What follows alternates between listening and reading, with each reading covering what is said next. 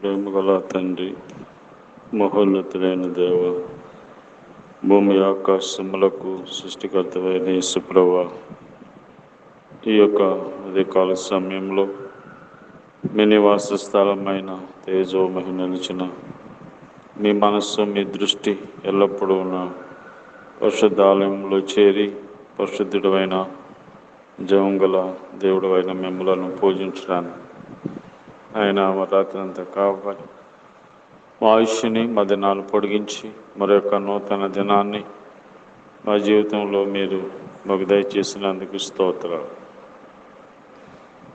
ఆయన ఈ స్థలాన్ని మమ్మలను మరోసారి యేసు ప్రభు రక్తము ద్వారా శుద్ధీకరించండి. ఆయన మా మధ్య ఉండి మాతో మాట్లాడే దేవుడు, మమ్మలను కరుణించి కాపాడి భద్రపరిచే దేవుడు. ఆయన మరి ఒకప్పుడైతే దూరస్థులం, శత్రులమైన మమ్మలను మీరు జ్ఞాపకం చేసుకుని మా పాపములను బట్టి మేము చనిపోకుండా మాకు బదులుగా మీరు కలవరి శిలువలో చనిపోయి సమాధి చేయబడి మూడవ దినం తిరిగి లేచి మృత్యుంజయుడిగా మా మధ్య ఉన్నందుకు స్తోత్రాలు. నేను మీ మధ్య ఉండి మిమ్మల్ని ఆస్వాదిస్తానని వాగ్దానం ఇచ్చారు. మా మధ్య నివసించే దేవుడు మాలో నివసించడానికి ఈ లోకానికి వచ్చారు. జ్ఞాపకం చేసుకోండి. కొద్ది సమయము మేలుకరంగా చేయండి. ఎవరి సమస్య ఆకృత కలిగి ఉన్నారో వారు వారి సమస్యను బట్టి ఆకృతను బట్టి సహాయం చేయమని యేసు నామములో ప్రార్థిస్తున్నాం తండ్రి, ఆమేన్. మానవా మరలిరా, ప్రభు చెంతకు చేరవా, ప్రభు పిలిచే తరుణములోన రక్షించు నిన్ను నేడైనా, ప్రభు పిలిచే తరుణములోన రక్షించు నిన్ను నేడైనా. మానవా మరలిరా, హృదయములో నెమ్మది లేక వేసారి విసికిన బ్రతుక, హృదయములో నెమ్మది లేక వేసారి విసికిన బ్రతుక, కడసారి నిరీక్షణ ఇదియే, యేసయ్య కలువరి సిలువే, కడసారి నిరీక్షణ ఇదియే, యేసయ్య కలువరి సిలువే.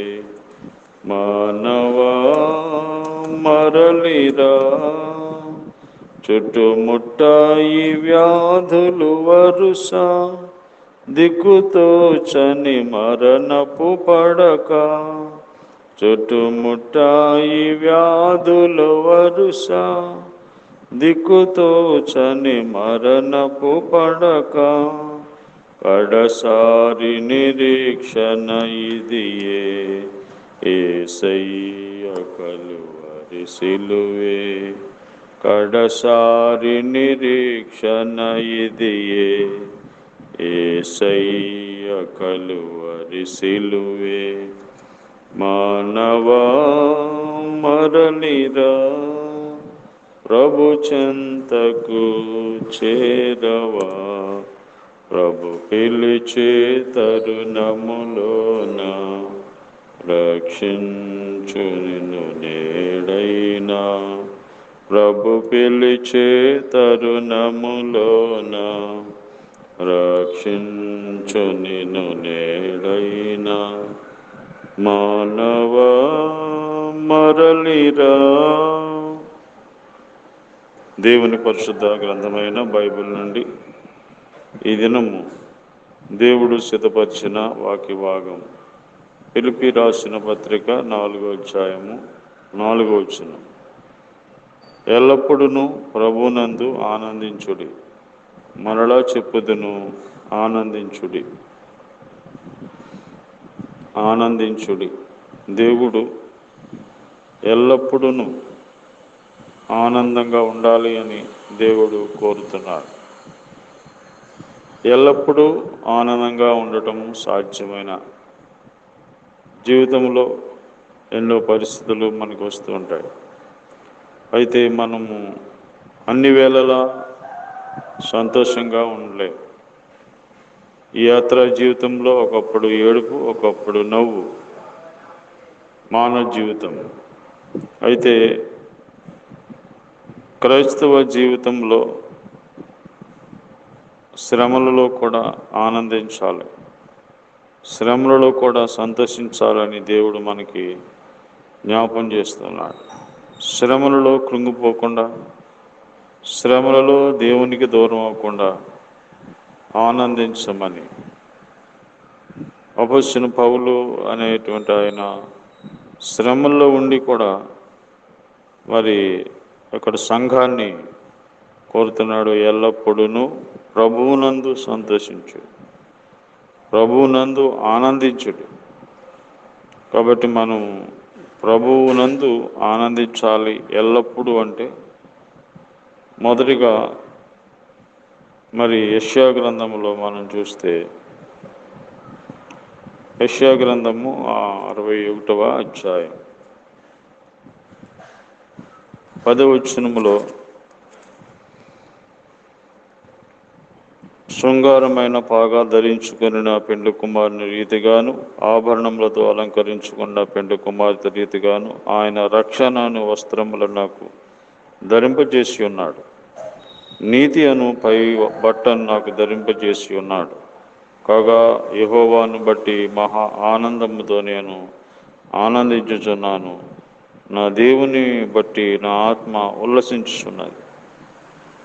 ఎల్లప్పుడూ మనం ఆనందించాలంటే రక్షణ పొంది ఉండాలి. రక్షణ వస్త్రములు నాకు ధరింపజేసి ఉన్నాడు అంటే నన్ను దేవుడు, నా ఆత్మను రక్షించాడు. పాతాళానికి పోకుండా నా ఆత్మను శుద్ధి చేసి పవిత్రపరుచున్నాడు. అందుకనే నేను ఎల్లప్పుడూ యెహోవాను బట్టి ఆనందిస్తాను. కాబట్టి ఒక వ్యక్తి ఎల్లప్పుడూ ఆనందించాలంటే రక్షణ పొంది ఉండాలి. రక్షణ అనగా పాపం నుంచి వేరుపరచబడి యేసుప్రభుని సొంత రక్షకుడిగా అంగీకరించాలి, హృదయంలో చేర్చుకోవాలి. తర్వాత ఇంకా మనం చూస్తే యెషయా గ్రంథము 56వ అధ్యాయం 7వ వచనంలో, నా ప్రార్థనా మందిరములో వారిని ఆనందింపజేసేదను. దేవుని మందిరమును ప్రేమించాలి. దేవుని మందిరములో ఆనందం ఉన్నది. ఎవరైతే దేవుని మందిరానికి వస్తారో, దేవుని ఇంటిని ప్రేమిస్తారో వారికి ఎంతో ఆనందం. నా ప్రార్థన మందిరంలో వారిని ఆనందింపజేసేదను. దేవుని మందిరమునకు దూరంగా ఉండి మనం సంతోషంగా ఉండలేం. కాబట్టి దేవుని మందిరములో మనకి ఆనందం ఉంది. అలాగే కీర్తన గ్రంథము 1వ అధ్యాయం 2వ వచనంలో, యెహోవా ధర్మశాస్త్రమందు ఆనందించుచు దివారాత్రము దాన్ని ధ్యానించువాడు ధన్యుడు. దేవుని వాక్యము చదువుతున్నప్పుడు ఆనందంగా ఉండగలం. యెహోవా ధర్మశాస్త్రమందు ఆనందించుచు. దేవుని వాక్యము మనల్ని ఆనందంగా ఉంచుతుంది. ఈ లోకంలో ఏది పరిస్థితులు కూడా మనల్ని ఆనందంగా ఉంచలేవు. మనకున్నది ఏది కూడా మనకి సంతోషాన్ని కలిగించలేదు. కాబట్టి దేవుని వాక్యము ఎవరైతే చదువుతారో వారు ఆనందంగా ఉంటారు. కాబట్టి ఈ ఆనందం కావాలంటే మొదటిగా రక్షణ పొంది ఉండాలి, రెండవదిగా దేవుని మందిరమును ప్రేమించాలి, మూడవదిగా దేవుని వాక్యమును వినాలి, చదవాలి. అటువంటి వారు ఎల్లప్పుడూ ఆనందిస్తారు. కాబట్టి నీ జీవితంలో ఎల్లప్పుడూ ఆనందించాలంటే ప్రభు చెప్పిన మాట వినాలి. అప్పుడు మన జీవితంలో ఎల్లప్పుడూ సంతోషం. ఆ విధంగా దేవుడు మనల్ని సిద్ధపరచును. ప్రేమగల తండ్రి, ఎల్లప్పుడూ ఆనందించండి, మరలా చెప్పుదును ఆనందించమని మీరు సెలవిచ్చిన మాటను బట్టి వందనాలు. మరి ఎంతోమంది ఈ దినాల్లో నిజమైన ఆనందం లేక జీవిస్తున్నారు. వారందరికీ కూడా నీ గొప్ప ఆనందం, సంతోషం దయచి జ్ఞాపకం చేసుకోండి. శత్రువు కార్యాలు లయపరచండి, శత్రువు యొక్క పనులు లయపరచండి. మా దేశం, మా రాష్ట్రము, గ్రామం ప్రజలు, అధికారులు అందరి కొరకు ప్రార్థిస్తుంది. ఆయన రోగులను స్వస్థపరచండి, ఆయా సమస్యలో ఉన్న వాళ్ళకి పరిష్కారం దయచండి. ఈ దినమందు మీరే సన్నిధి తోడుగా ఉంచండి. ఈరోజు చేసే సువార్తలో కూడా సహాయం చేయండి. మరి నాయన మీ సన్నిధి మా మధ్య ఉంచమని సువార్త కొరకే అందరు నడిపించండి. యేసు నామములో ప్రార్థిస్తున్నాం తండ్రి, ఆమేన్.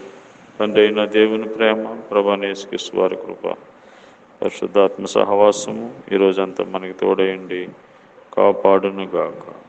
ఆమేన్.